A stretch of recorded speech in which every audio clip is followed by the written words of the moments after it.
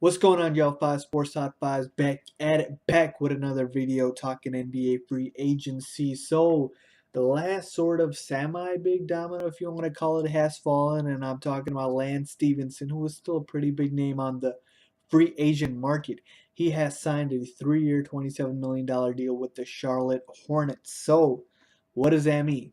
First, it means that he took less years and less money from the Hornets than he did with the Pacers. If you remember correctly, I think he got offered like a 5-year, $44 million deal from the Pacers, and he accepted just a 3-year deal.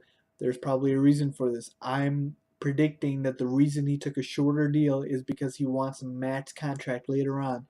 So Lance Stephenson, by the time this deal is done, this 3-year deal, he'll be 26 years old. So he'll be in his prime and in prime position to get a max contract, assuming he still plays well. And then, of course, we have the new CBA, the TV deals kicking in about 2 years. That's going to really drive up the salary cap, and that's going to increase salaries for players exponentially. So I'm pretty sure Lance Stephenson is looking ahead for the future and that. With that being said, from a basketball standpoint, this is terrible for the Indiana Pacers. This is just terrible.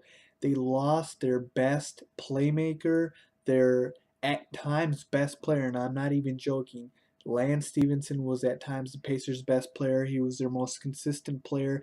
The offense ran through him. I know Paul George is a better scorer and more talented, but don't underestimate the importance that Lance Stephenson had on the Indiana Pacers. He hit some big shots, so they're going to lose a lot of that. In fact, I think this puts them behind the Cavs, the Bulls, and the Wizards in the East without Lance Stephenson, because that's just production you can't replace that quick. For the Hornets, I really like this pickup. Look, you can just slot in Stevenson at the 2 alongside Kemba, and then you got Big Al down low. He could be a nice third scoring option, even a second scoring option at times, and then he can play point at times and have Kemba off the ball. So I actually finally see that Michael Jordan has a plan, and of course his contract's pretty cheap. I mean, Chandler Parsons and Gordon Hayward got thrown $15 million a year, and I talked about that in my other video if you guys want to check that out. But Lance Stephenson at $9 million a year for just 3 years, that's a bargain. So I really like this deal for the Hornets. One other thing, watch out for this. I do think they're going to make a play for Carlos Boozer, who just got amnestied by the Bulls.